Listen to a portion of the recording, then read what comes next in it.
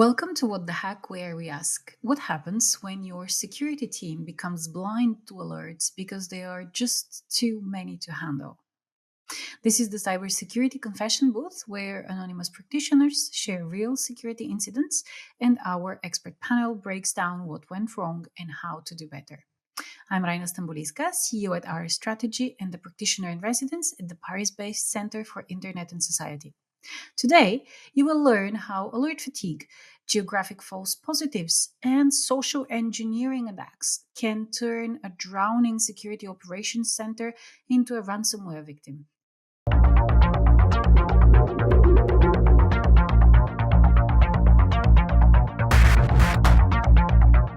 This episode is brought to you by Sysdig GCP and Predictive. Right, so hello everyone and welcome for another confession. And this time with me are Kate and Goher. And right before we hear from today's confessie, I would like to invite you to introduce yourselves. Hi, Rayna. Lovely to meet you again. My name is Goher Mohammad. I'm the Group Head of Information Security at L&Q. I've worked in tech for about 20 years. Former head of IT, now moved into information security. I've worked across fintech, banking, media, and e-commerce. So just so many different stories to hear, and it's always something we learn from all the time. So yeah. Wonderful. Thank you for being with us. And we also have Kate with us. Hello, Kate. Hello. I'm Kate Flaherty. I'm a cybersecurity journalist. Been covering cybersecurity for nearly 20 years now, working for publications, including trade magazines, SC Magazine, IT Pro, Forbes, and then some national papers in the past as well, like the Times and the Guardian. Wonderful. And I'm still waiting for this book of yours. Just saying, no pressure. I need to start writing it. So thank you for being with us today. And from what I have been hinted to, we're going to talk about alert fatigue today. So without further ado, I invite you to get to today's confession and to hear the first part of it. To protect the innocent, this confession has been voiced by an actor. We are a fairly big company with a lot of branch offices, but we aren't large in terms of numbers of people. Our IT team is pretty small as well. The big problem we had alongside looking after the day-to-day activities was we had so many alerts. All we could do was laugh. Every 5 seconds, another alert. There were just so many of them. It got to a stage where we were drowning in a whole sea of alerts, trying not to miss anything. And then we did miss one. It was a big one too. One of our user accounts was being used from a country that we don't have an office in. We don't even do business with anyone out there. It should have been a big red warning sign that we were under attack, but we didn't see it in time. All right. Sounds like something that we're quite familiar with, actually, unfortunately, sadly. Goher, let me ask you this. This statistic, the company was drowning in alerts every 5 seconds. Is it something that you're familiar with? But more importantly, what does this volume, even if it's metaphorical only, tell us about how most organizations configure their detection systems? Yeah, I mean, I want to start off first by saying that we all suffer from alert fatigue, even if you're not in the SOC, which is, if we've got phones and smartwatches and all that, we're getting alerts all the time. How often do we look at every single one and say, oh, that's meaningful or not, right? So I think principally alert fatigue is something that we all suffer from. But to kind of your question, for sure, it's not uncommon at all. Actually, it's probably problem number one for most organizations and companies, where even if you have a SOC or a security team or not, we have alerts all the time, automated, whether it's an email that tells us that someone's logged in, hasn't logged in, or something weird's happening. We get that all the time. And then when you scale that up in the form of Siemens SOC, you see it. That's rule number one is, or one of the objectives is, to try and make sure you're not getting everything, because it's overwhelming. So not uncommon, not surprising. I feel really bad for the person. We'll talk about improving on things a little later in the discussion. Kate, so Goer, the confessi, everyone talks about alert fatigue as something that's, well, inevitable. Let's say 9 out of 10 SOCs are being overwhelmed every day, and so on. So why isn't there more industry pressure for better alert management standards, tools? That's not something we're discovering now in 2025. It's been there for the past 10 years or so, right? Yeah, that's really true. And actually, when I was doing some research before we did this podcast, I was looking for some articles, some editorial articles on alert fatigue, because I realized that I hadn't actually written about it specifically as a theme, other than, within something else myself. And I found it really difficult. There was nothing really. A lot of vendors have written blogs about it, but they're trying to sell a product in the end. So that's why. So it doesn't really seem to be something that we are aware enough of or pushing for an answer to. I mean, we read a lot of stats about burnout, about CISO burnout, about security team burnout, and all kind of fueled by these alerts as well. But yet we don't really talk about alert fatigue in a kind of a strategy sense of like, what are we going to do about it? What are the multiple factors that aren't just technology as well? Because there's such a focus in the industry on, AI is going to help, or automation, and everything's going to get better. But it's not as simple as that, is it? Apparently not. I mean, we're still talking about it, including with the blind spots that you mentioned, the things that we are not talking about but that are there. So let me dig deeper into this. Goher, at what point, from your experience with teams and so on, does alert volume break security effectiveness? How should organizations know that they've crossed that line? I mean, is it when people get to kind of get drunk all the time or laugh it out? Yeah, it's Like, you're not wrong. I think it's a real thing. We deal with it all the time. Data is, super valuable, and it's almost like the more data we consume, the better we are. And I think when it comes to security alerts, actually, it's the better the data we consume, the better we are. I mean, it's generally a data, all right. The data quality over data quantity is really important. Um, I've seen this being talked about in like an event I went to. There was someone talking about data sludge, which is, you just have all of this stuff. It's like, give it all to me. I want all the power. And it's like, it's impossible to then use the right logic to query it, to get the right information out. Or, you might have all the right stuff, but the more information you have, the longer it takes to get the right information out, which is obviously reduces the effectiveness of reporting, because when you're dealing with an incident or an alert, you want to get to it quickly, so that the more data you have, the longer it's going to take. So really, it's important to be very selective and be very intentional with what you're looking for. And each business is unique as well. That's the other thing. So like, if I set up a monitoring or a SIEM or a SOC team to monitor an organization, one organization will have its own worries and threats. Another organization will have its own sets of worries and threats. And if we've not fine-tuned those, then we're just going to get a whole load of data that we're going to try and make sense of, which is not useful to anyone. yeah, I'm kind of taken aback by the amount of conversations there is about producing and ingesting data. I don't need to see everything all at once. I need to see the things that matter, right?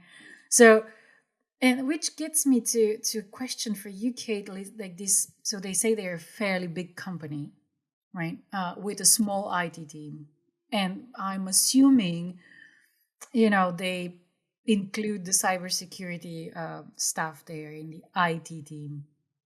So, and they missed the geographic anomaly alert.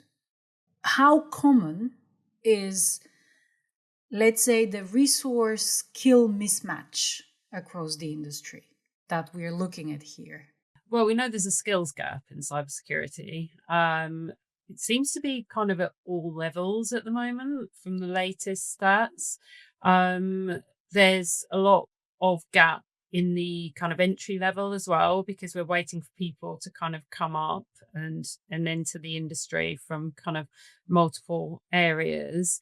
And then kind of at the top level, there seems to be a bit of a skills gap too.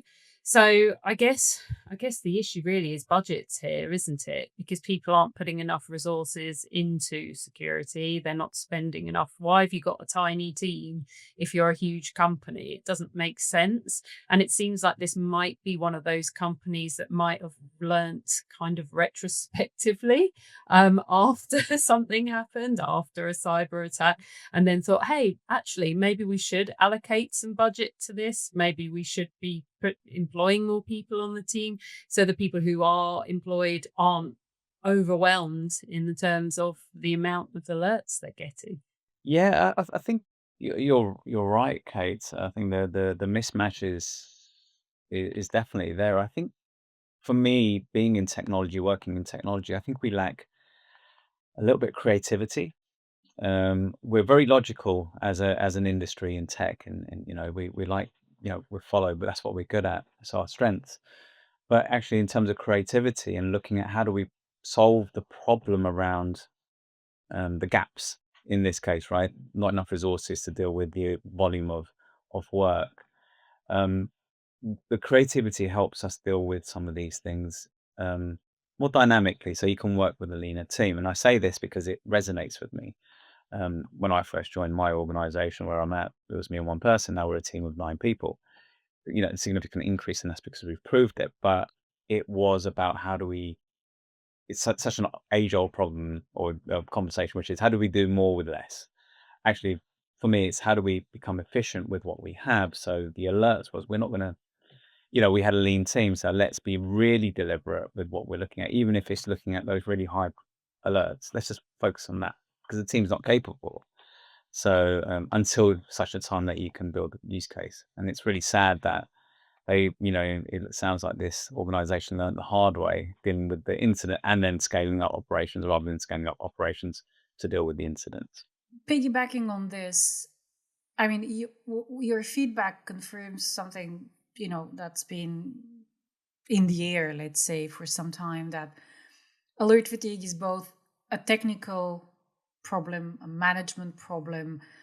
But what I'm also hearing is that it's also a deeper problem, if we want, that touches to cybersecurity investment, right? So how do we approach this investment if we know that your team goer is just like so desperate, or so numb that they're just laughing it off? It's really about proving value. It's always, some people, there's a really great term I heard, which was return on security. It's basically return on investment. And it's always, unfortunately, security monitoring is about we're stopping this bad thing from happening, which means there's never, if you're doing a good job, you never see the good stuff happening because the bad stuff doesn't happen, right? It's a bit of a catch-22. And this is where I try and be creative where I can. And I've put my head of IT hat on and I say, right, this is what it can help from an IT standpoint. So we're monitoring, we're getting these alerts. We're seeing these people logging in from different locations, to use the example, for instance. Now, if our business doesn't operate in that region, why do we need traffic from that country, right? So all of a sudden, we don't need those alerts coming from those other countries, so we get rid of them. That means we're proving the value. Also, it shows if we are getting values and hits, maybe we've got a market out there, but the point is we give that information back to the business. So there is almost that trying to prove that we're not just here to stop a bad day from happening or a bad week or a bad month, but more of a, we're trying to actually enable the business to make better decisions. Kate, from your reporting, help us understand how, first, is there any evolution, in the perception about cybersecurity investment? And what is it if so? Well, I think it's being recognised more as a board level issue. So therefore investment does seem to be increasing slightly. But at the same time, you've got the number of cyber attacks increasing as well, and the number of cyber threats increasing. So is it in line with that would more be the question, which I don't know if it is. So yeah, I'd say from the stats and from what I'm seeing and from speaking to people that investment is going up. It has been seen as more of a priority, but we've got so many threats from so many different directions, with ransomware, with AI super fueling attacks, with social engineering and phishing and all these things that are becoming so much more supercharged. I would say maybe there's still a bit of a disparity in budget versus. I don't know what you think. I think you're right. I did a little paper for our exec team, and it was I did the trends of how much are companies spending versus how much, what the threats look like, and breaches are outnumbering some from a trend standpoint at least.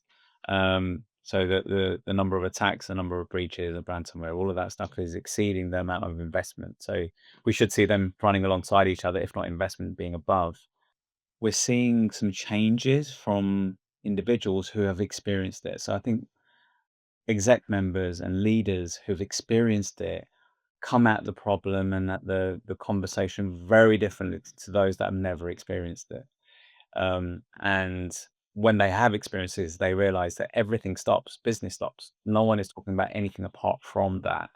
And that causes the response to become, we should really get ahead of this because I don't want to have to deal with that again, essentially. There are more and more execs that have been going through cyber attacks. So, the silver lining would be that they will be more constructive about it in the future, willing not to live through that again. But okay, hold that thought, because I have a feeling we'll be talking about this again. Let's hear the second part from our confessi. Like, what happened once they missed the alert? We saw it. A ransomware deployment started locking up some of our endpoints in one of our branch offices. Calls were coming in. Everyone in the office was running around like their hair was on fire. We got the network locked down fast, so our cloud instances weren't touched and the rest of the network was secure. When you think about being hit, you imagine some super advanced attack campaign. But when it actually happens, well, this was a dumb thing to get hit by. One of our staff accidentally interacted with a phishing email, then got hit by an attacker using a click-fix style prompt to download malware. We started investigating. We saw that we had the alerts, but they weren't responded to. We'd got tired and alert blind. Then the attacker slipped through to take advantage. Alert blind. All right. Let's have a little root cause analysis approach here. Goher, the confessi says they've successfully contained the ransomware to one branch office, but then they had protected cloud instances, their broader network. That's so far so good, right?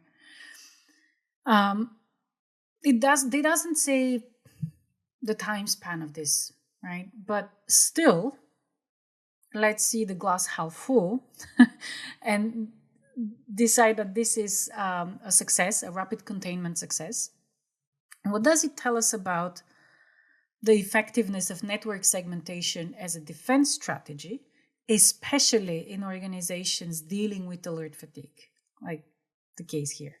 Yeah, I mean, it sounds like you said, half glass full. They've contained the incident. Part of the any information security, cyber security function is to contain as quickly as possible, and reduce the.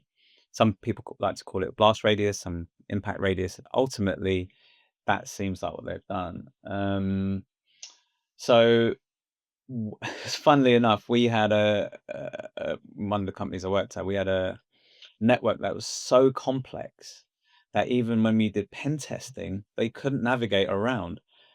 We were like, is that a good or a bad thing? Because while it's not great, they can't pen test us. Maybe that's what the hackers would have the same problem, right? And they can't get in. So security Security by obscurity. Indeed, exactly. The words right out of my mouth. So I think There is definitely a lot to be had from network segmentation. Don't put everything on the same network because, it makes it easier. You can go full let's segment everything. That makes it a nightmare when it comes to availability if you're dealing with just a regular issue. But at the same time means you're protected, so if your risk is really high from hacks and people trying to do bad things, that's probably a good strategy potentially.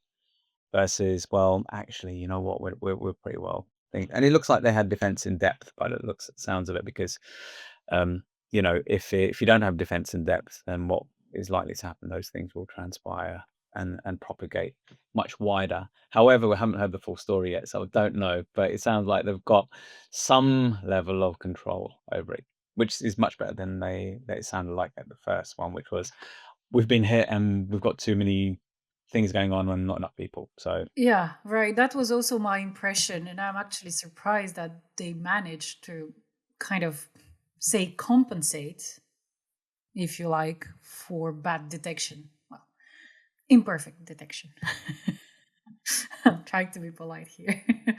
um, Kate, the attack seems to have been successful through a combination of social engineering, because they said like a team member clicked on something, and alert fatigue, right? How common is this pattern in incidents that get to you, either published or reported, but that are not making it through, like, to publication?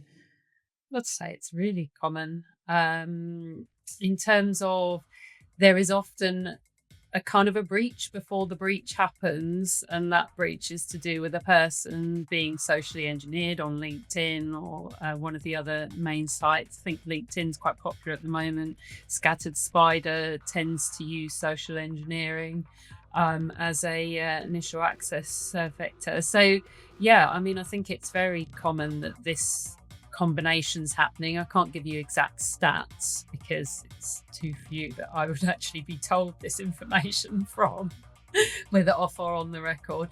But yeah, it is happening. It is a trend, and it is something that attack groups are taking advantage of and using in their TTPs.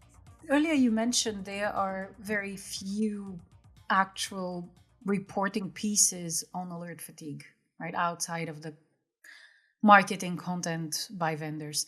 So is it because it's so common that we don't talk about it? Because we assume that, like, everyone has it, so it has no information value in itself of being mentioned because everyone suffers from it. So, is it like a plausible hypothesis for you? It's literally like a fatigue of alert fatigue. Like, we don't want to hear about it. We're bored of it. It's not an interesting subject. Do you know what I mean? Like, I'm not saying that that is the case, but that seems to be the general feel. It's not something that's been picked up. Like, I think I must have pitched it to editors as an idea in the past, but it's never been something that's been like, oh yeah, let's write about that. Even though it is a massive issue and it is forming so many part of attacks, it seems to be that because this is a part of your day to day, it's just accepted that that is a bad thing that might happen. The reality is, it is not sexy, for lack of a better term, right? Everyone's talked about AI and everyone's talked about the latest way of dealing with, your SEAM and, all these great acronyms that we hear every 5 minutes. So I think, yeah, it's, what it is. Phishing is still, and that attack vector is still our number one risk. It just is. It's not exciting. It's not interesting. It's the same report I get every month that, are, of all the sections, phishing and people clicking on phishing links and is the number one thing. I mean, whatever, right? We can deal with it, and we're trying to deal with it, and we're trying to optimize it, but no one's found a way, because we looked at evaluating some tools to help us to reduce that, because it was like, how can I take away some of the boring work that the SOC team have to do to just deal with phishing? Can we reduce that?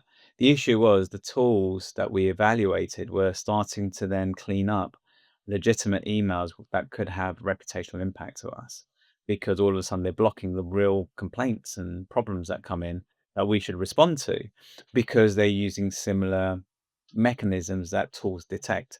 So the language is always slightly aggressive. Yeah, it's like I'm drilling into this because it's always like what you, if you name something, it exists, right? So it's also a question for me of, and that's why I'm also insisting on it so much. It's, if we never talk about operational realities, how do we want people to know that no, we can't just push a button and it solves itself magically, you know? And yes, we still have easy to formulate, very hard to tackle issues like phishing and alert fatigue. It's just because they are so diverse. But it's, I find it, because we see it as not sexy and the regular thing, that, well, the bulk of people don't understand that this is still a problem. And so that's also for me a question of innovation, you know, like, should we start reporting on this, well, journalists, and should we as you know, professionals, start talking about this so that our vendors try and be even more innovative in, you know, the tools, the standards that they're providing to help us at least alleviate part of the pressure that's on us. And the thing I always challenge vendors at, when I'm speaking to them or just having a general conversation about products is, I don't need another tool that tells me stuff, right? I've got hundreds of tools, and there's loads of other tools out there that do exactly the same. I need tools that can just get in the way and help me. Or can we, have a few more buttons to press that are going to do a lot more of the work that we need. That's something that, it's, and look, I'm not having a pop at vendors. There's really good ones out there. There's ones that are brilliant. They're doing some great stuff, fantastic work. But there's a lot of mediocrity that is, we can sell this, and by selling it, we can sell more, but by bolting on other products that help, with this thing. So we can give you all this information, telemetry. Cool. And it's going to help you do that. But, if you buy this thing, then we can do it even better for you. Like it's, Yes. that tool should do that for us from the outset. And I think that's just something we just need to, the industry just needs to challenge and be better at. The other thing that I wonder is whether it is totally a technology problem, and if it might be more of a human problem as well. Because if we're talking about burnout being an issue for one thing, and we're talking about people falling for phishing emails, I mean, that the biggest part of that is people not knowing it's a phishing email, right? It's complicated because how do you tell a perfectly legitimate clone, perfectly illegitimate, clone of a legitimate email from the legitimate email itself? I mean, and, I've been looking at, especially for phishing, I've been looking at recent studies about those fake phishing campaigns. And academic studies consistently find that those campaigns are inefficient and that they're actually good at putting extra pressure on people. And at the end of the day, I mean, if your intern clicking on a bad link makes your company go down, I'm not sure it's the intern's fault. That's true.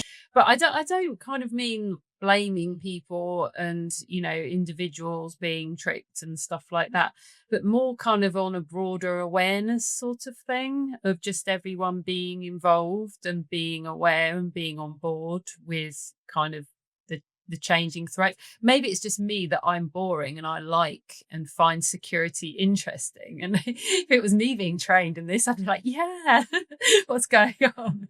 And most people just don't care. Yeah, and I was just going to say, I mean, I think people do find it interesting, but it's the way we deliver these things. Now, my objective for my team, or one of them amongst a billion other things that we're trying to do, is, how do we make security invisible? So I think we can't, put the onus on our employees. We can absolutely ask them to help us, for sure. This is what it could look like. But, our role is to try and keep it away as much as possible. And then the things that do get through, let us know, and we'll make sure we get ahead of it. And it's the same thing with alert fatigue. I mean, companies, alert fatigue is one of those things that's, it's a big burnout problem for security teams, but it's also a burnout problem for our employees. You've got all these messaging platforms, you've got your email, and they're all, they're all alerting us all the time. You've got this thing to look at, you've got this thing to do, and this is shining, and you've got WhatsApp message, and you've got, you know, these are all things that are coming at us. Actually, what we should be learning is how do we deal with the ones that are important versus not? How do we prioritize? How do we spend time to give us time back?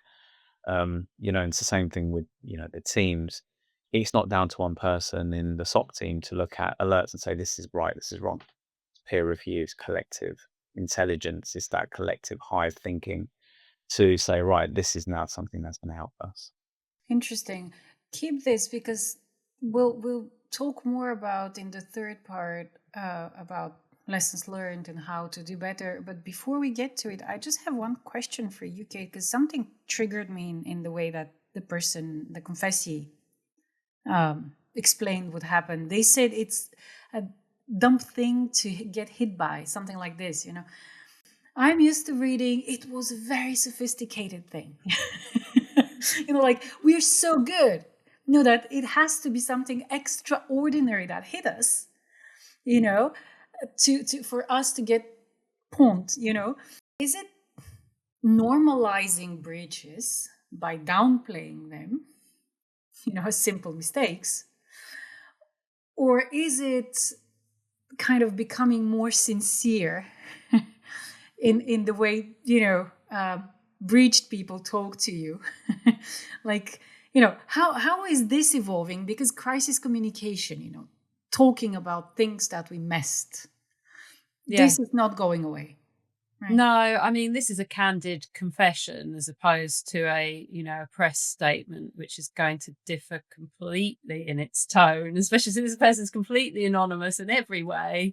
So like, this would be like me receiving an anonymous phone call from someone who wouldn't identify themselves even to me, I think. And then they would be candid about it. I mean, people make stupid mistakes, and that's usually why breaches happen, isn't it? And it's usually to do with an oversight or a weakness that someone's taken advantage of, or a phishing email someone's accidentally clicked.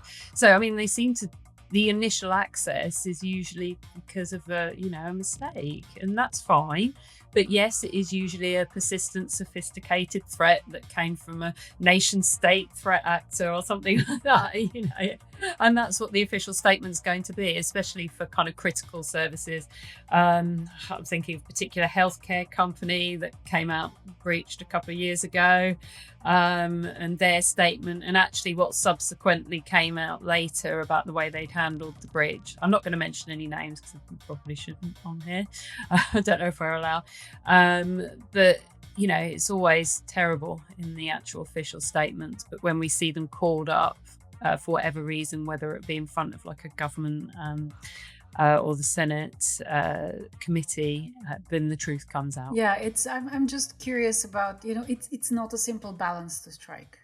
If it's too candid, then why are you even bothering us with this? Right? And if it's too overblown, then it gets like, come on, like, let's be serious for a moment here. Like, Goher, is there like an impact on you from an operational point of view, the language that's used to talk about incidents in terms of ways of addressing them, of paying attention to them internally in the longer run, and so on? I think it's important to highlight that these things are not done, right? Someone spent time to do this, right? And I think downplaying it is fine, but it doesn't change what's happened. So, we talk about in security getting the basics right, and this thing is, if it was basic, everyone would do it. We talk about fundamentals, right? The fundamentals need to be done. Whether we can do them or not is a resource, time, money, all of that kind of stuff that needs to happen. I would say that it's important that not to downplay this. There's a balance in between the middle. Nothing's that sophisticated. Let's be honest. It's just a way of giving some confidence to people outside. And I'm not suggesting that there aren't any that are sophisticated, but it's a way of just saying that, look, it was sophisticated. If it was easy, we would have stopped it. That's the message. Um, this person's candidly saying it's like, if you've ever lost your phone, or if you've been, or someone's purse, snatch your purse or wallet, you think, oh, it's such a dumb thing, I just had it there, and I shouldn't have put it there. Hindsight's always 2020, right? Reality is that, it's just a normal mundane thing we do, and it doesn't happen. So when it does happen, you feel really, really silly. But someone's taken the time to target you, someone's done something to get at you, they've exploited something that is normal. So you walk into a shop and you've got a security guard walks away, someone steals a whole load of stuff. Oh, was the security guard not doing their job? No, because they sometimes have to walk away. They can't be there 24/7. So is that done? Is the security guard done not doing his job? No, it's just a gap that's been exploited by someone who's obviously trying to, scam or hack or whatever it is. So Yeah, do I harm in think any way. Yeah. exactly. So the impact is really important. The impact of said thing could mean this. That's why it's important to go back to the investment and the support from the business and the organization has to come back. This thing may seem really trivial, but the impact is much greater. So that's why I need to fix this trivial thing. Mm. Right. Speaking of impact, let's hear the final part. How that played out for them, and continue that discussion on how do we minimize the harmful impact of even dumb mistakes. The biggest thing wasn't the irritation of pulling out backups and re-imaging machines. It was the embarrassment, explaining why this happened in the first place. We decided to use this as a learning experience. Why did we get so many alerts? We looked into our security stack, and there were some old rules that weren't so useful anymore, but they would still generate plenty of alerts. We decided to triage those, taking out those that were not useful, and then improving those that needed it. We also decided to rank alerts differently in the first place, so we could flag the issues that are actual priorities and ensure they were followed up faster. We also used this to think about our team structure, how to manage alerts and everything coming in, and how could we use automation to help in all this too. We aren't seeing less alerts today, but we are seeing those that matter faster. This actually improved things for us all. I'm here on a glass half full, half empty sort of, situation where seeing alerts that matter faster, it's good in terms of your overall quality of detection. But still, I'm not sure it solves alert fatigue. It just kind of makes you more overwhelmed faster. I don't know, Goher, what do you think? Because we've been talking about the quality of alerts, right? So my team and my SOC lead and the people that work in the SOC area, it's always about continuous improvement, continuous development. So we use CI/CD, but in that sense, let's get a feedback loop. So often the team gets together, and what they do is they say, right, well, let's do a peer review of the alerts and the logic. Does it make sense? Does it not? However, it's not one person that removes it or adds it. It's about collectively the team works to say that makes sense. A little bit of autonomy. So what are the challenges? What are the frustrations? What is causing alert fatigue? You can talk about it, but what is it specifically that's causing, yes, Yes. there's lots of alerts, but what alerts? Is it because you've got this noise or this noise? And once those conversations happen, then it makes it much more tangible to make those improvements. And it should be done regularly. It's just part of, regular review. And and it cannot be underestimated. Lots of companies I've either worked at or I've spoken with peers, they are not always looking at alerts. They're just there in the background. When I joined where I am, that we had lots of tools. No one was looking at them really. No one's spending time on them. And that was the first thing that needed to be done was, what value are we getting from this data? Is it useful? Are we using it to make decisions? Or is it just there to tick a box in a compliance exercise because someone said you should have some form of monitoring on this thing? So that was for me the important thing is learning and then continuously iterating, continuously improving. And our metrics that we get, positives, false negatives, and all that is, are we seeing it the same? Are we seeing more? If we're seeing more false positives, that means our alerting is wrong. Our barometer needs to be dialed up or dialed down. We need to change a few things. So we have fewer false positives and we have more alerts, and then that should come down. Right. So yeah, let's not make analysts more efficient at being overwhelmed. Right. So, Kate, there is a lot of talk about AI, about automation, about all those things. Like, is it framed as same but different, or is it framed at actually addressing the blind spots that Goher was, talking about, like right now? I think with AI, it's very hard to get through the kind of shiny product sales thing of the AI tool. Is it just really just automation or is it really true AI? What is AI? Is it just machine learning, which it is? Do you know what I mean? So I don't know.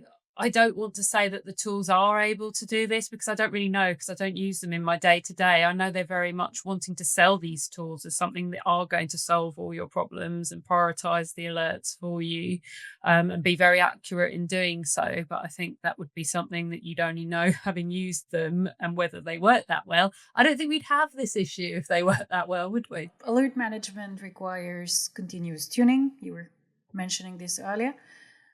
Also specialized expertise, because sometimes you have good feelings, sometimes it's just experience talking. It's specialized skills, let's put it that way. So, and Kate was mentioning, reminding us that there is still a skills gap in cybersecurity, right? So should organizations be building those capabilities in-house, like you were apparently doing, or should we more rely towards improved, enhanced in a way, managed security services with or without extensive tooling? It's a kind of it depends type thing, right? So we have a hybrid SOC, which means that we have external resources to come in and sweep up behind us and also take care of ours, because we're not a follow the sun model from a internal team standpoint. And that's really helpful. It means that, we can, there's a bit of counter checking. But, if you're I've seen smaller organizations that have said, we're just going to have a managed service to do that for us because we just don't have the resource or the finances to deal with that. It's just making sure you have a capability for alerting and then leveraging that learning. I think there's no experience without experience. You get experience through experience, and you need to be in the trenches a little bit, for lack of a better term. I hate using that so much. I shouldn't have used that because it's all very army, and I think we need to have a bit more inclusivity in these kind of terms. But we need to be there to see it happening and deal with it. You don't really know how to deal with an incident if you've not dealt with an incident, because the tabletop is very different to the reality of having being in the mix of it and making those decisions. However, the tabletops help dictate what you do in the incidents, because then you've got a little bit more muscle memory on, oh, we talked about this thing, or I remember we talked about that, and you start calling back to that. So I think the skills gap, we should be looking internally. You've got, no one knows your systems better than your internal staff that maybe are managing the systems. So bringing someone from, network operations team into security operations is a really good move if they can, if you can skill them up in the right way, because they know the intricacies of a system that someone from the outside just will not know. And that's why we have a hybrid SOC. So the external provider can give us that, oh, this is what this looks like, and tell us that.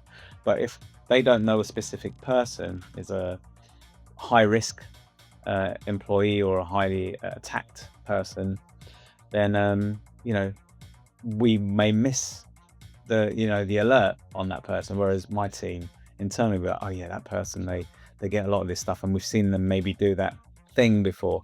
Let's just keep an extra eye on them and make sure they're not interact. If they've alerted, we're going to follow them a bit more because we know they're likely to then give their credentials away, versus someone who just one off, never done it. We'll keep an eye on them, but maybe they're not. So there's a bit of context in the human element for sure. Let's, for closing in, I have one question to each of you. And Kate, let me start with you. the confession has an optimistic learning experience outcome, right? Listeners, people who, viewers of this episode, when they finish listening to us, what concrete steps, 1 to 3, if you like, could they take to ensure that lessons from a security incident caused by a frequent alert fatigue translate into more lasting organizational change? And I feel like listening to that last bit of the confession was interesting from that perspective, because they did say, okay, this incident happened, but we've changed things because of the incident. And as Goher mentioned, you don't know what it's like to have an incident until you really have one, no matter how much practice you do. So I guess that's something to take away, is to learn from any security incidents that happen and bring that into your organizational structure, or how you do security and what you change in the future. So it sounds like a lot of that is about technology and about prioritizing the right alerts and not having irrelevant alerts at all. And really avoiding burnout by having things like peer review sounded like a great way to do it too. So you're not having one person feeling the pressure to, do everything, and therefore people make mistakes because they're only human. So I guess it's a combination of people and technology to be a bit of a cheesemonger. All right. Let me go to you, closing question. Looking at this entire scenario, we started with alert fatigue, we went through a partial ransomware to learning from messes. What is the one technical change that would have had the biggest preventive impact? I would look at your attack chain and play that scenario out. So, one thing that works really well is when we see other companies being hit in our team, we look at the threat actor, so, Scattered Spider or, Lapsus or whoever it is.